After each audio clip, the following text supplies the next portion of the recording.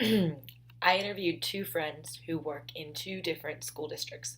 One friend works with me in the DC Public School District, and the other friend teaches ESL at actually an adult outreach center in Philadelphia, so it's a different type of job. Um, what's really interesting is that each one of us has had to find different resources to make our lessons successful. But one common theme that definitely runs through each of our success stories is lesson planning. And what's interesting about that is when I notice when my friends, like Joseph, does really well with his lessons, with his evaluations, is that he is very well organized and his lessons are very thoughtfully put together. And he has a formula for each lesson. Leanne also has a formula for each lesson. And I did a formula too. For a while I didn't, and it was frustrating and it was difficult to really sit back and go, okay, what do I want to do the next day without a formula? Because you can always come up with an idea in your mind and go, I want to implement this, but without the formula, it becomes difficult. Now, for this video podcast sake, we're gonna listen a little bit to some of Joseph's answers, and then I'm gonna read out some of Leanne's answers for us. So let's see what Joseph had to say about the first two questions that I asked him, which was describe the template that you use and what do you find useful about the template. And then we can go into question number 3 too. What would you change in the template, if anything? And then I will compare that to Leanne's answers, because this to me is actually probably, these 3 questions are probably some of the most important questions that I asked, because how you lesson plan is not so much that you lesson plan, it's how you lesson plan that really influences what happens in your classroom. 1. Describe the template you use when lesson planning. I use a pretty simple template that includes headings and approximate times. The first heading is intro, which usually takes around 10 minutes. This includes things we do every day, saying hello to everyone, going over the weather, going over the date, and doing our hello song, which we do every single class. After that, there's 15 minutes of material review or introduction to new material, depending on where we are in a unit. The material usually includes a set of vocabulary and a structure that uses that set of vocabulary. During that time, we normally also go over the objective, and that's included in the lesson plan. After that, there's 10 or 15 minutes of work, which is the most varied part of the lesson. Sometimes the students have independent work. Sometimes I plan games. They can be small group games, whole group games. Sometimes they work in their interactive notebooks. After that, there's a 5-minute wrap-up where we quickly review what we learned that day and do our goodbye song, which we do every day as well. 2. What do you find useful about the template? I like this template because it's pretty simple and it helps me keep track of time. I know that I only have 45 minutes and that I need to get this, this, and this done. And with the approximate times, it helps me plan for that. 3. What would you change in the template, if anything? I decided to start using this template after using others that included a lot more things. Some of them have you plan the whole lesson, scripted, try to figure out what the kids are going to say, where they're going to make mistakes, and how to correct those. And I found that sort of template to be overwhelming. So I prefer this template, and I don't think I would change anything about it because it is so simple. He has also had time to experiment with many different lesson plan templates, and he's found this one to be the best because it's simplistic. What is interesting is that Leanne also noted in my interview with her that a simplistic lesson plan is the best lesson plan. Leanne, for her part, didn't really have a lesson plan to go off of, by the district, like the one that I've been using, some of the ones that Joseph has played around with before he found the lesson plan that fit best for him. What's interesting about Leanne's lesson plan templates for my improvement as a teacher is that she showed me this website, class/templates.com.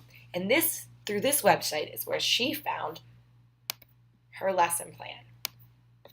And her lesson plan is interesting, as she said to me, and I quote, "The summary of tasks, actions, allows me to look at my lesson quickly while I'm in the middle of giving my lesson and make mental notes or even checks with my pencil about my agenda. So for example, if I know that we've gotten through one part of the vocabulary that was really important to teach, I can put a check on that part." Because she's able to download her lesson plan, what she actually did was she put it onto a PDF and she added a new bracket. So instead of just summaries of task actions for teachers, she put student actions, and she put little bullet points of output that she expects from the students through her planning. So it's like, what I say, how are my students going to respond to what I say? Am I going to be an effective communicator? Am I going to get them to complete the objective? So everything in her lesson planning is always turning back around to the objective. And that is what she found really cool about her lesson plan template. Now we know that choosing a specific lesson plan template that works for you in your classroom is so important in the overall success of planning your lessons. And of course, executing them. Now, we've planned all these lessons out, right? Leanne, me, and Joseph. But what happens after we plan the lessons? How does kind of a reflection on our lessons help us to become better teachers in the classroom? I definitely make adjustments before lessons and during lessons.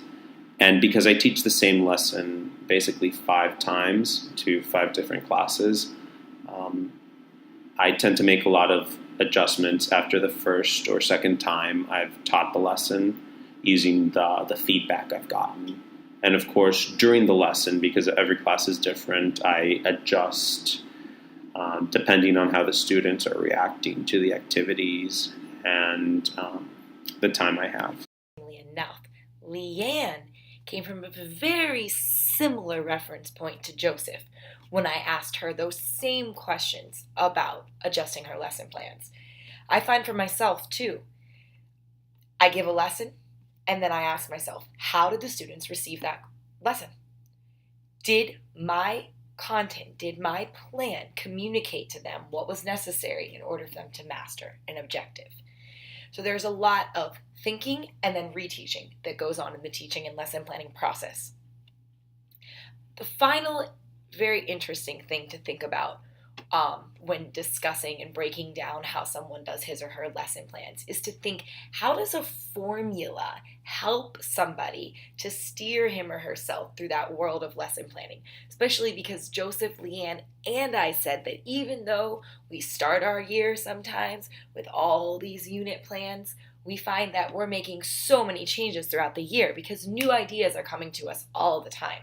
And new ideas are great, but sometimes when a new idea comes into your head, you have to ask yourself, how am I going to bring that idea into creation? And I think that by having a formula in your classroom, set up routines that you can adjust based on the content that you want to give to the students, really helps you to have a foundation or a starting point each day. Because if I came in with an idea each morning or each evening as I was planning for the next day and I had no idea how to lay out that idea, it would become incredibly overwhelming. So formulas have really helped all of us to kind of be able to buckle our seatbelts, steer down that road, and know where we're going, even if we want to take a turn to the right or a turn to the left, spontaneously. My class is very formulaic. A long time ago, someone gave me and a group of other teachers a piece of advice saying that, you're a somewhat effective teacher if students know how to run your class even when you're not there. If, let's say, they have a substitute and they start saying, oh no, you skipped this part, this is what we're supposed to do now, And I took that to heart, and my kids definitely have a routine where they know what comes next. So they know that at the beginning, we're going to say hello to everyone. We're going to go over the date. We're going to go over the weather. We're going to sing our song. And if I forget to sing my song, my kids will instantly raise their hands and say, "Oh, Profe Caston, we forgot to do our song. What happened?" And this really helps. It really helps me, and it helps students to know what's coming next, and it helps them behave because they know when they can be loud and when they shouldn't be, and it helps me plan. Leanne's and Joseph's different formulas gave me a really good reference point through which I could think about how to better my own formula. This is because Leanne teaches adults, Joseph teaches elementary school children. I teach middle school children. So even though middle school children are very far from being adults and they're much closer to elementary school students, there's still sort of an atmosphere of adult-like expectations that you want to place in your classroom for your middle school students, just to give them kind of a taste of what it's like to have more responsibility, to sit through something that's a little more technical or a little more academic, let's say, than maybe for an elementary school student. So what I like about Leanne's formula is that she does introduce vocabulary in a fun, engaging way that requires her students to recognize sounds, put things together, and then she introduces different sentences that will help them to ask and answer questions and practices those with them and a reading. But what I really like about her lessons that are a little bit different than mine, because we do vocabulary, we do readings, and we do dialogue, is that she has student surveys. So I think as my students become a little more fluent in Spanish, I'd like to add something like a survey to really get them engaged in dialogue, because it makes it very real world. Those students want to find out immediate information about one another or their surroundings, and they have to do that through the use of the target language, which in her case is English, in my case would be Spanish. But I really like those surveys, and I think they have been proven to be very successful. And that's something that I'm going to now implement in my lessons. So thank you, Joseph and Leanne, and thank you for listening to this video cast.